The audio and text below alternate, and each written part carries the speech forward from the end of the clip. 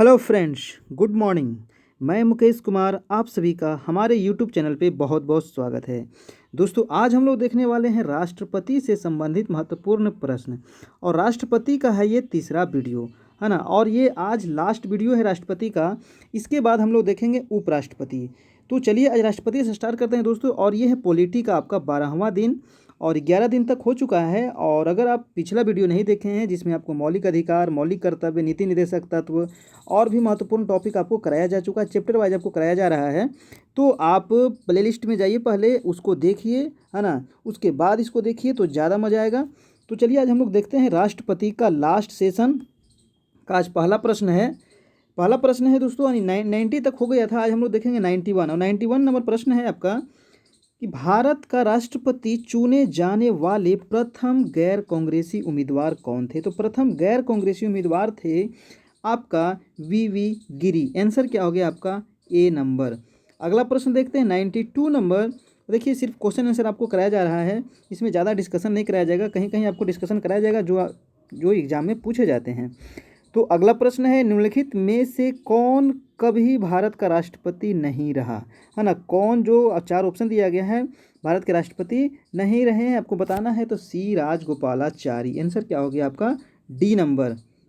Next प्रश्न है 93 number. निम्नलिखित में से कौन लगातार 2 बार राष्ट्रपति रहे हैं।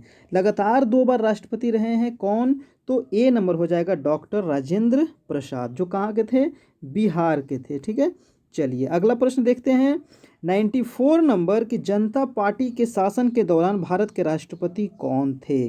जनता पार्टी का जब शासन था तो कौन था, तो 94 का आपका आंसर हो जाएगा दोस्तों एन संजीव रेड्डी, यानी आंसर नंबर बी। अगला प्रश्न है 95 कि भारत के किस राष्ट्रपति की मृत्यु कार्यकाल पूरा करने से पूर्व ही हो गई थी, है ना। तो वो कौन थे, तो आपका 95 का आंसर हो जाएगा डॉक्टर जाकिर हुसैन। और ये प्रथम जो मुस्लिम भी राष्ट्रपति थे डॉक्टर जाकिर हुसैन, जिनकी मृत्यु कार्यकाल के दौरान ही हो गई थी। तो इसका आंसर क्या हो जाएगा सी नंबर। अगला प्रश्न है 96 नंबर। निम्नलिखित में से किसकी नियुक्ति भारत का राष्ट्रपति करता है। किसकी नियुक्ति भारत का राष्ट्रपति करता है, तो महान न्यायवादी, नियंत्रक, महालेखा परीक्षक और एक राज्य का राज्यपाल। तो इसका क्या आंसर हो जाएगा दोस्तों, उपयुक्त सभी का नियुक्ति राष्ट्रपति करते हैं। तो आंसर हो गया आपका डी नंबर। और दोस्तों, अभी तक हमारे चैनल को आप सब्सक्राइब नहीं किए हैं तो प्लीज़ सब्सक्राइब कर ले, बेल आइकन प्रेस कर ले, और अगर अच्छा लगे तो एक लाइक जरूर कीजिएगा दोस्तों। और लास्ट में आप लोग बताइएगा कि आपको कितना सही मार्क्स आया है। 97 नंबर प्रश्न है कि केंद्रीय मंत्रिमंडल के मंत्रियों की नियुक्ति कौन करता है। तो आपको बताना है केंद्रीय मंत्रिमंडल की मंत्रियों की नियुक्ति कौन करता है, तो प्रधानमंत्री के सलाह पे राष्ट्रपति करते हैं, है ना। सलाह पे करते हैं कि जिनको जौन मंत्रालय दिया जाता है उनको राष्ट्रपति नियुक्त करते हैं। तो आंसर क्या हो गया आपका सी। अगला प्रश्न है 98। निम्नलिखित में से किसकी नियुक्ति भारत के राष्ट्रपति द्वारा नहीं की जाती है। हम लोग देखे थे कि किसकी नियुक्ति की जाती है, तो किसकी नहीं की जाती है, तो आपका आंसर हो जाएगा ए नंबर, लोकसभा अध्यक्ष की नियुक्ति राष्ट्रपति के द्वारा नहीं की जाती है। देखिए, भारत के मुख्य न्यायाधीश की नियुक्ति की जाती है, सेना का प्रमुख किया जाता है, और भी आपको किया जाता है, जैसे कि क्या आपको बताए थे, महान न्यायवादी की जाती है, राज्यपाल की नियुक्ति की जाती है, नियंत्रक महालेखा परीक्षक की जाती है ना। तो आंसर इसका आंसर क्या होगा दोस्तों, आपका ए नंबर, यानी लोकसभा अध्यक्ष की नियुक्ति राष्ट्रपति नहीं करते हैं। अगला प्रश्न है आपका 99 कि भारत के राष्ट्रपति की मर्जी तक निम्नलिखित में से कौन अपने पद पर रह सकता है। मतलब जब तक राष्ट्रपति का मन हो तब तक कौन अपने पद पर रह सकता है, तो वो है राज्यपाल। क्या है, राज्यपाल का आंसर हो जाएगा आपका सी नंबर। अगला प्रश्न देखते हैं दोस्तों 100 नंबर। निम्नलिखित में से किसे राष्ट्रपति नियुक्त नहीं करता है।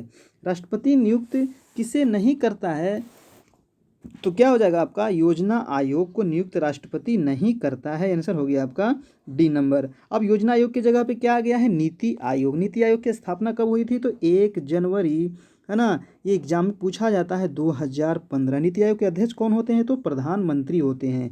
इतना बातें याद रखिएगा। अगला प्रश्न है 101 नंबर कि वित्त बिल के लिए किसकी पूर्व स्वीकृति आवश्यक है। तो वित्त बिल के लिए जो है राष्ट्रपति की पूर्व स्वीकृति आवश्यक है। आंसर हो गया आपका सी नंबर। नेक्स्ट प्रश्न है 102 नंबर कि किसी भी अभियुक्ति की फांसी की सज़ा को बदलने या कम करने का अधिकार किसे दिया गया है ना। तो 102 का क्या हो जाएगा, राष्ट्रपति को यह अधिकार दिया गया है कि अगर कोई अपराधी को फांसी की सज़ा दी गई है तो उसे क्षमा किया जा सकता है, कम किया जा सकता है। आंसर क्या हो गया आपका ए नंबर। नेक्स्ट प्रश्न है 102 नंबर कि लोकसभा एवं राज्यसभा में राष्ट्रपति द्वारा मनोनीत सदस्यों की कुल संख्या कितनी है। तो लोकसभा में राष्ट्रपति के द्वारा 2 मनोनीत किए जाते हैं और राज्यसभा में कितने किए जाते हैं, तो 12। टोटल कितना हो गया, 2 + 12 बराबर 14, यानी संसद में कितने को मनोनीत किया जाता है, तो 14। आंसर क्या हो गया आपका बी नंबर। तो ये आपको बार बार घुमा के पूछा जाता है, लोकसभा से 2 और राज्यसभा से 12। अब अगर पूछे कि संसद में कितने को नियुक्त किया जाता है तो कितना हो जाएगा आपका 14, यानी 12 + 2। नेक्स्ट प्रश्न है आपका 104 नंबर, किसी विधि के प्रश्न पर सर्वोच्च न्यायालय के परामर्श लेने का अधिकार किसको है। तो किसी भी विधि के प्रश्न पर सर्वोच्च न्यायालय के परामर्श लेने का अधिकार भारत के राष्ट्रपति को है ना। लेकिन वो अधिकार मानने के लिए बाध्य नहीं है, सिर्फ वो परामर्श लेते हैं। आंसर हो गया आपका बी नंबर। अगला प्रश्न है दोस्तों 105 नंबर, सार्वजनिक महत्व है ना, सार्वजनिक महत्व के किसी विषय पर राष्ट्रपति संविधान के किस अनुच्छेद के तहत सर्वोच्च न्यायालय से कानूनी परामर्श ले सकता है ना। परामर्श तो ले सकता है, लेकिन वो अनुच्छेद कितने के तहत ले सकता है, तो 143 है ना, 143 के तहत सर्वोच्च न्यायालय से परामर्श ले सकता है किसी भी विधि पे। तो आंसर हो गया इसका आपका सी नंबर। अगला प्रश्न है दोस्तों 106 नंबर कि संसद का अधिवेशन बुलाने का काम किसे है। तो संसद का जो अधिवेशन बुलाने का काम है वो है राष्ट्रपति का, लेकिन जो अध्यक्षता करते हैं वो कौन है, तो लोकसभा अध्यक्ष। तो ये दोनों प्रश्न आपको एग्जाम में पूछा जाता है कि बुलाता कौन है, तो राष्ट्रपति, अध्यक्षता कौन करेगा, तो लोकसभा का अध्यक्ष। आंसर हो गया इसका डी नंबर। नेक्स्ट प्रश्न है आपका 107 नंबर, भारत के राष्ट्रपति ने आर्थिक संकट की घोषणा कब की थी। तो देखिए भारत में 3 प्रकार का आपातकाल की व्यवस्था किया गया है। एक है आपका है ना राष्ट्रीय आपात, जो कितना है अनुच्छेद 352 में। एक है राष्ट्रपति शासन 356 और लास्ट में आपका जो आपातकाल है 360, जो वित्तीय आपात है। तो ये अनुच्छेद आपको याद रखना है और ये तीनों अनुच्छेद में क्या है ये भी आपको याद रखना है। तो 360 है आपका वित्तीय आपात, जो भारत में अभी तक कभी भी लागू नहीं हुआ है, मतलब कभी भी वित्तीय आपात संकट घोषणा नहीं हुई है। इसका आंसर हो जाएगा आपका दोस्तों डी नंबर। ठीक है, याद रखिएगा ये तीनों। अगला प्रश्न है आपका 108 नंबर, विदेशों को भेजे जाने वाले विभिन्न संसदीय प्रतिनिधि मंडल के लिए व्यक्तियों का नामांकन निम्नलिखित में से कौन करता है। तो वो कौन करता है, राष्ट्रपति ही करते हैं। जो विदेशों को भेजे जाने वाले विभिन्न संसदीय जो प्रतिनिधि मंडल होते हैं उनका नामांकन राष्ट्रपति करते हैं। आंसर हो गया आपका सी नंबर।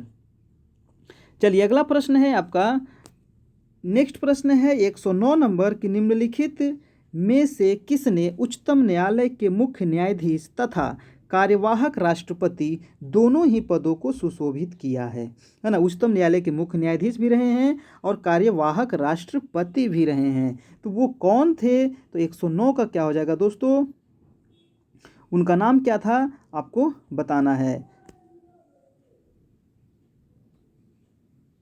वो कौन थे आप लोग तो इसका आंसर क्या हो जाएगा दोस्तों, इसका आंसर हो जाएगा M Hidayatullah. Answer number A है ना। एम हिदायतुल्ला जो थे ये भारत उच्च न्यायालय के मुख्य न्यायाधीश भी थे और कार्यवाहक राष्ट्रपति के रूप में भी ये काम किए थे। आंसर हो गया आपका ए नंबर, एम हिदायतुल्ला 109 का ए।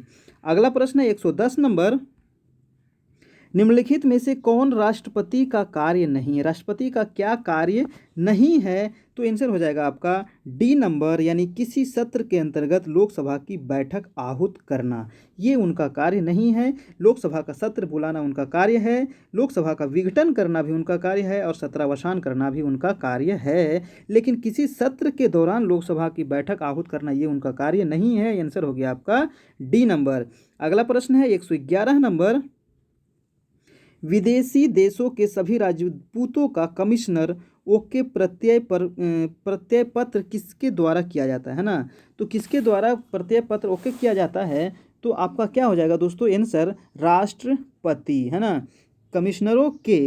कमिश्नरों के प्रत्यय पत्र, यहाँ ओके नहीं होगा, के प्रत्यय पत्र किसके द्वारा प्राप्त किए जाते हैं, तो राष्ट्रपति, आंसर हो गया आपका सी नंबर। अगला प्रश्न है 112 नंबर कि राष्ट्रपति किस विधायक को किस विधायक नहीं होगा, किस विधेयक होगा, है ना, किस विधेयक को पुनर्विचार के लिए नहीं लौटा सकता है ना। वो कौन सा विधेयक होता है, तो वो विधेयक होता है आपका धन विधेयक, है ना। धन विधेयक को पुनर्विचार के लिए नहीं लौटा सकता है राष्ट्रपति, आंसर हो गया सी। अगला प्रश्न है 113 नंबर, राष्ट्रपति निम्न में से किस सूची के विषय पर अध्यादेश जारी कर सकता है। वो कौन सा सूची है जिस पे वो अध्यादेश जारी करता है, तो क्या हो जाएगा दोस्तों, आपका आंसर हो जाएगा संघ व समवर्ती सूची पे अध्यादेश जारी करता है। राज्य सूची पे अध्यादेश जारी नहीं करता है, संघ और समवर्ती सूची पे अध्यादेश जारी करता है। तो आंसर क्या हो गया आपका, डी नंबर। अगला प्रश्न है 114 नंबर, जब कोई विधेयक संसद द्वारा पारित हो जाता है, अगर संसद द्वारा कोई विधेयक पारित हो जाता है तो राष्ट्रपति को अधिकार है कि वह उसे, है ना, क्या अधिकार है, तो वह उसे जो है पुनर्विचार के लिए एक बार फिर से भेज सकता है संसद में, है ना। तो ये उनका अधिकार है कि पुनर्विचार के लिए फिर से एक बार भेज दिया जाता है। तो आंसर हो गया आपका डी नंबर। अगला प्रश्न है 115 नंबर, संविधान के अनुच्छेद 124 के अंतर्गत राष्ट्रपति निम्नलिखित में से क्या कर सकता है। अनुच्छेद 124 के अंतर्गत राष्ट्रपति क्या कर सकता है, तो आंसर हो गया आपका बी नंबर, यानी सर्वोच्च न्यायालय के न्यायाधीश की नियुक्ति अनुच्छेद कितने के तहत की जाती है, 124 के तहत, आंसर हो गया आपका बी नंबर। अगला प्रश्न है 116 नंबर, प्रत्याशित व्ययों की पूर्ति के लिए निम्नलिखित में से कौन भारत की आकस्मिक निधि से धन निकाल सकता है ना। तो भारत की आकस्मिक निधि से धन निकालने का जो अधिकार है वो किसके पास है, ये आपको बताना है। तो ये अधिकार है आपके राष्ट्रपति के पास, आंसर हो गया सी नंबर। अगला प्रश्न देखते हैं 117 नंबर। 117 प्रश्न है दोस्तों कि किसी संस्तुति के आधार पर भारत का राष्ट्रपति भारत की आकस्मिक निधि से धन व्यय कर सकता है ना। तो धन व्यय कर सकता है, तो इस किसकी संस्तुति लेनी पड़ती है, तो किसी की भी संस्तुति की जरूरत नहीं पड़ती है ना। संस्कृति नहीं होगा, संस्तुति होगा, है ना। किसी की भी संस्तुति की जरूरत नहीं पड़ती है राष्ट्रपति को धन निकालने के लिए, धन व्यय करने के लिए। आंसर हो गया आपका डी नंबर। अगला प्रश्न है 118 नंबर कि संविधान के किस अनुच्छेद के अंतर्गत राष्ट्रपति संघीय मंत्रिपरिषद की सलाह मानने के लिए बाध्य है ना। तो राष्ट्रपति किस संविधान के किस अनुच्छेद के अंतर्गत राष्ट्रपति मंत्रिपरिषद की सलाह मानने के लिए बाध्य है, तो वो अनुच्छेद है आपका दोस्तों अनुच्छेद 74, है ना। अनुच्छेद 74 के तहत, आंसर हो गया आपका ए। अगला प्रश्न देखते हैं 119 नंबर, राष्ट्रपति निम्नलिखित में से किस परिस्थिति में आपातकाल की उद्घोषणा कर सकता है। वो कौन सी परिस्थिति होगा जब राष्ट्रपति आपातकाल की उद्घोषणा करेंगे, तो 119 का आपका आंसर हो जाएगा बी नंबर, यानी प्रधानमंत्री तथा मंत्रिमंडल के लिखित परामर्श पे राष्ट्रपति जो है आपातकाल की घोषणा कर सकते हैं। तो आंसर क्या हो गया आपका बी नंबर। अगला प्रश्न है दोस्तों 120 नंबर की राष्ट्रपति किस स्थिति में अध्यादेश जारी कर सकता है। किस स्थिति में अध्यादेश जारी कर सकता है, तो आपका क्या हो जाएगा आंसर, यानी सदन के अधिवेशन न रहने की स्थिति में अध्यादेश जारी कर सकता है। आंसर हो गया आपका सी नंबर। और दोस्तों अगर आप हमारे चैनल को अभी तक सब्सक्राइब नहीं किए हैं तो प्लीज़ आप हमारे चैनल को सब्सक्राइब कर ले और बेल आइकन जरूर प्रेस कर ले, ताकि इसके बाद जो वीडियो आएगा उपराष्ट्रपति से संबंधित महत्वपूर्ण प्रश्न वो आपका नहीं छूटेगा। और इसके अलावा अगर आप हिस्ट्री ज्योग्राफी का भी आप टेस्ट देना चाहते हैं तो वो भी आपको प्लेलिस्ट में मिल जाएगा, क्रम से चैप्टर वाइज आपको कराया जा रहा है। तो चलिए दोस्तों अगला प्रश्न देखते हैं 121 नंबर। 121 प्रश्न है कि राष्ट्रपति द्वारा जारी अध्यादेश अधिवेशन प्रारंभ होने के कितने दिनों तक अधिक से अधिक एक बार में प्रभावी रह सकता है। तो वो कितने दिन तक प्रभावी रह सकता है दोस्तों? तो 6 सप्ताह, है ना। आरंभ होने के कितने दिन तक अधिक से अधिक प्रभावी रह सकता है? तो हो जाएगा आपका 6 सप्ताह तक। तो ये आपका वेरी इंपॉर्टेंट प्रश्न है। आंसर क्या हो गया आपका? B number. अगला प्रश्न देखते हैं 122 नंबर प्रश्न। राष्ट्रपति अपनी क्षमादान शक्ति का प्रयोग निम्न में से किस प्रकार के दंड के मामलों में कर सकता है? राष्ट्रपति को क्या अधिकार है? क्षमादान किया। भाई अनुच्छेद कितने में है? तो अनुच्छेद 72 में है। तो ये याद रखिएगा। तो जो ये किस प्रकार के दंड को क्षमा कर सकते हैं, तो आपका आंसर क्या हो जाएगा? आंसर हो जाएगा आपका डी नंबर, यानी उपयुक्त सभी, यानी मृत्यु दंड को भी क्षमा कर सकते हैं। बी है सैनिक अदालत द्वारा दिए गए दंड, और सी है आपका ऐसे मामलों में दिए गए दंड पर जो संघीय कार्यपालिका के क्षेत्राधिकार के अंतर्गत आते हैं। तो आंसर क्या हो गया आपका? D number. अगला प्रश्न देखते हैं दोस्तों 123 नंबर। राष्ट्रपति को लोकसभा में किन 2 सदस्यों को मनोनीत करने का अधिकार है ना। तो वो 2 सदस्य को लोकसभा में मनोनीत करते हैं और राज्यसभा में 12 सदस्य को मनोनीत करते हैं। तो वो जो सदस्य होते हैं वो कौन होते हैं? तो वो होते हैं एंग्लो इंडियन, है ना। वो कौन होते हैं? एंग्लो इंडियन होते हैं। तो इसका आंसर हो गया आपका बी नंबर। अगला प्रश्न देखते हैं 123 नंबर। अध्यादेश जारी करने का अधिकार राष्ट्रपति का कैसा अधिकार है ना। बहुत इंपॉर्टेंट प्रश्न है। कैसा अधिकार है अध्यादेश जारी करने का अधिकार? तो हो जाएगा आपका आंसर विधायी अधिकार है। कैसा अधिकार है? विधायी अधिकार है। बहुत बार आपको एग्जाम में पूछे गए हैं। आंसर हो गया आपका ए नंबर। नेक्स्ट प्रश्न है आपका 125। भारत एक गणतंत्र है। भारत एक गणतंत्र है, इसका अर्थ क्या होता है? तो इसका अर्थ होता है दोस्तों कि भारत में वंशानुगत शासन नहीं है। वंशानुगत का मतलब क्या हुआ? अभी जो शासन बना, यानी जो प्रधानमंत्री जो राजा बना उसका बेटा फिर राजा बनेगा, ऐसा भारत में नहीं है ना। तो ऐसा जब होता है तो उसको कहते हैं राजतंत्र। लेकिन भारत में क्या है? गणतंत्र। यहाँ जनता के द्वारा चुना जाता है, फिर उसको प्रधानमंत्री नियुक्त किया जाता है। तो आंसर क्या हो गया आपका? सी नंबर। नेक्स्ट प्रश्न है 126। भारत में राष्ट्रपति चुना जाता है। भारत में जो राष्ट्रपति चुना जाता है कैसे चुना जाता है? तो आंसर हो जाएगा आपका डी नंबर, यानी निर्वाचित सांसदों व विधानसभा सदस्य के द्वारा। आंसर हो गया आपका डी। नेक्स्ट प्रश्न है आपका 127, और ये बहुत इंपॉर्टेंट प्रश्न है कि राष्ट्रपति को भत्ते के अलावा प्रति माह कितना वेतन दिया जाता है? तो राष्ट्रपति को जो अभी वेतन वर्तमान में दिया जा रहा है वो 5 लाख रुपया प्रति माह दिया जाता है दोस्तों। आंसर हो गया आपका डी नंबर। अगला प्रश्न देखते हैं 128। नामांकन के समय राष्ट्रपति पद के उम्मीदवार को जमानत के तौर पर कितना रुपया जमा करना पड़ता है? तो जो जमानत की राशि होती है वो होता है आपका 15,000 रुपया, है ना। तो ये बहुत बार आपको एग्जाम में पूछा गया है कि राष्ट्रपति का जो चुनाव होता है उसमें जमानत राशि कितना होता है? तो 15,000 रुपया। आंसर हो गया सी। नेक्स्ट प्रश्न है आपका 129। राष्ट्रपति को पेंशन के रूप में आजीवन कितना रुपया प्रति वर्ष मिलता है? तो राष्ट्रपति को तो वेतन मिलता है 5 लाख, इसके अलावे उनको पेंशन कितना मिलता है? तो पेंशन उनको मिलता है दोस्तों 1.5 लाख प्रति माह मिलता है ना। अगर वर्ष की बात की जाए तो 18 लाख मिलता है एक साल में उनको पेंशन। तो ये भी इम्पोर्टेंट बन जाता है क्वेश्चन, तो आप इसे ज़रूर याद रखिएगा। अगला प्रश्न देखते हैं, इसका आंसर क्या हो गया आपका? इसका आंसर हो गया डी नंबर, यानी 18 लाख। नेक्स्ट प्रश्न देखते हैं 130। 130 नंबर प्रश्न। रामनाथ कोविंद भारतीय गणतंत्र के राष्ट्रपति हैं किस क्रम के, है ना। वे कौन से क्रम के राष्ट्रपति है? कईवें राष्ट्रपति है रामनाथ कोविंद जो भी है वर्तमान में है? तो ये है दोस्तों आपके 14वें राष्ट्रपति, है ना। 14वें राष्ट्रपति थे ये अभी हैं रामनाथ कोविंद।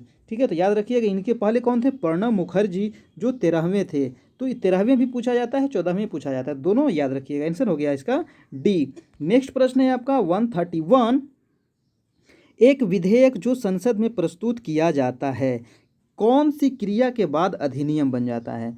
विधेयक जो है संसद में पेश किया जाता है और ये किस क्रिया के बाद एक अधिनियम बन जाता है? तो इसका आंसर क्या हो जाएगा दोस्तों? जब राष्ट्रपति अपनी सहमति दे देते हैं तो ये क्या बन जाता है? अधिनियम बन जाता है। तो आंसर क्या हो गया आपका?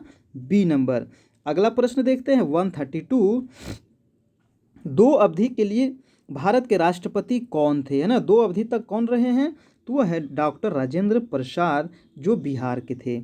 अगला प्रश्न देखते हैं 133 कि लाभ के पद का निर्णय कौन करता है ना। लाभ के पद का जो निर्णय करता है ये बहुत इंपॉर्टेंट प्रश्न है। तो ये कौन करता है, राष्ट्रपति और राज्यपाल लाभ के पद का निर्णय करता है। तो आंसर क्या हो गया आपका ए नंबर। अगला प्रश्न है 134 निम्नलिखित में से किसी भौगोलिक क्षेत्र को अनुसूचित क्षेत्र घोषित करने का संवैधानिक अधिकार किसको प्राप्त है। और दोस्तों अगर इसका आपको पीडीएफ चाहिए, अगर इस वीडियो का अगर पीडीएफ चाहिए तो आप हमारे टेलीग्राम चैनल ज्वाइन करें जिसका लिंक आपको नीचे दे दिया गया है, और आप हमारे फेसबुक चैनल भी ज्वाइन कर सकते हैं। तो फेसबुक पेज पे भी आपको इसका मतलब पीडीएफ मिल जाएगा जहाँ से आप इसको आराम से डाउनलोड कर सकते हैं। तो आप ज़रूर हमारे टेलीग्राम चैनल और फेसबुक चैनल लाइक करें, वहाँ से आपको और भी जानकारी मिलते रहता है। चलिए तो अगला प्रश्न 134 है, इसका आप लोग जवाब दें। निम्नलिखित में से किसी भौगोलिक क्षेत्र को अनुसूचित क्षेत्र घोषित करने का संवैधानिक अधिकार किसको प्राप्त है, तो वो है आपके राष्ट्रपति को ही। कौन क्षेत्र को अनुसूचित क्षेत्र घोषित करना है, ये अधिकार राष्ट्रपति को प्राप्त है। अगला प्रश्न देखते हैं 135 भारतीय गणतंत्र का वह कौन राष्ट्रपति था जो सदा भारतीय धर्मनिरपेक्ष को सर्वधर्म समभाव कहता रहा, है ना।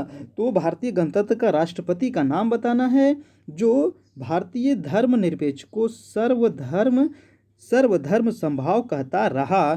तो वो राष्ट्रपति थे आपके, है ना, वो राष्ट्रपति कौन थे, doctor S Radha Krishnan. Answer हो गया आपका दोस्तों ए नंबर। नेक्स्ट प्रश्न है 136 कि भारत में राष्ट्रपति राज्यसभा के कितने सदस्यों को मनोनीत कर सकता है। तो भारत में राष्ट्रपति राज्यसभा के कितने सदस्यों को मनोनीत कर सकता है, तो राज्यसभा हम बताए थे आपको 12 सदस्यों को मनोनीत कर सकता है। अगला प्रश्न देखते हैं 137 कि संसद में शामिल नहीं है। संसद 3 से मिलकर बनता है ना, एक तो हमारा लोकसभा, राज्यसभा और राष्ट्रपति। तो यहाँ क्या हो जाएगा, मुख्य निर्वाचन आयुक्त इसका आंसर हो जाएगा जो शामिल नहीं होता है संसद में। आंसर क्या हो गया आपका डी नंबर।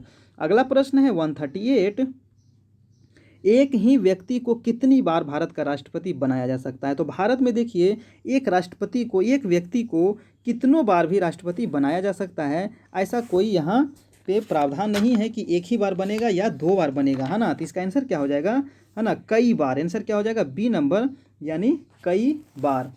चलिए अगला प्रश्न देखते हैं। अगला प्रश्न है दोस्तों आपका 39 नंबर और आज का ये लास्ट प्रश्न है। और दोस्तों आपको ये वीडियो कैसा लगा आप लोग ज़रूर बताइएगा दोस्तों नीचे कमेंट करके, और आप सभी कितना सही किए हैं, है ना, ये भी ज़रूर बताइएगा। और इसके पिछले वीडियो जो है वो आप ज़रूर देखिएगा, तभी आप राष्ट्रपति से एक भी प्रश्न नहीं छूटेगा। इसके अलावा आपको मौलिक अधिकार कराया गया है, नीति निर्देशक तत्व कराया गया है ना, मौलिक कर्तव्य कराया गया है, सभी को आपको एक एक वीडियो में कराया गया है ताकि आपको प्रॉब्लम ना हो, क्योंकि राष्ट्रपति बड़ा था इसीलिए इसको 3 वीडियो में कराया गया है। चलिए लास्ट प्रश्न है आपका, निम्नलिखित में से कौन भारत के राष्ट्रपति के चुनाव में भाग नहीं लेता है।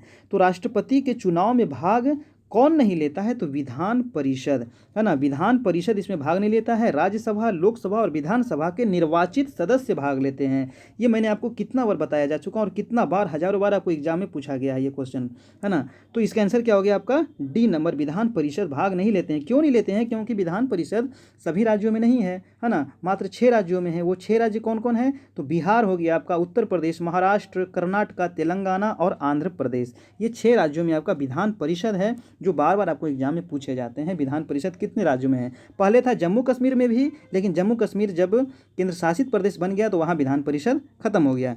तो ये था दोस्तों हमारा राष्ट्रपति से संबंधित महत्वपूर्ण प्रश्न जो आज समाप्त हुआ।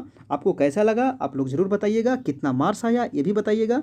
और दोस्तों ये हमारा चैनल है, इसे आप ज़रूर सब्सक्राइब करें और लाइक ज़रूर करें दोस्तों, अपने दोस्तों के साथ शेयर करें, है ना, हमें बहुत अच्छा लगता है। और ये हमारा देखिए टेलीग्राम चैनल है जहाँ से आप पीडीएफ प्राप्त कर सकते हैं। तो टेलीग्राम चैनल से ज़रूर जुड़ें, यहाँ पे आपको और भी बहुत सारे पीडीएफ प्रोवाइड कराए जाते हैं, तो आप इसे ज़रूर ज्वाइन करें। और ये हमारा फेसबुक पेज है जिसे आप लाइक करें, और यहाँ भी आपको क्वेश्चन पोस्ट किए जाते हैं ताकि आपका तैयारी पूर्ण हो सके। तो ठीक है दोस्तों, फिर कल मिलते हैं, तब तक के लिए आप लोग अच्छे से तैयारी करते रहें। और किसी प्रकार का दिक्कत हो तो आप हमारे नंबर पे कांटेक्ट कर सकते हैं, मैसेज कर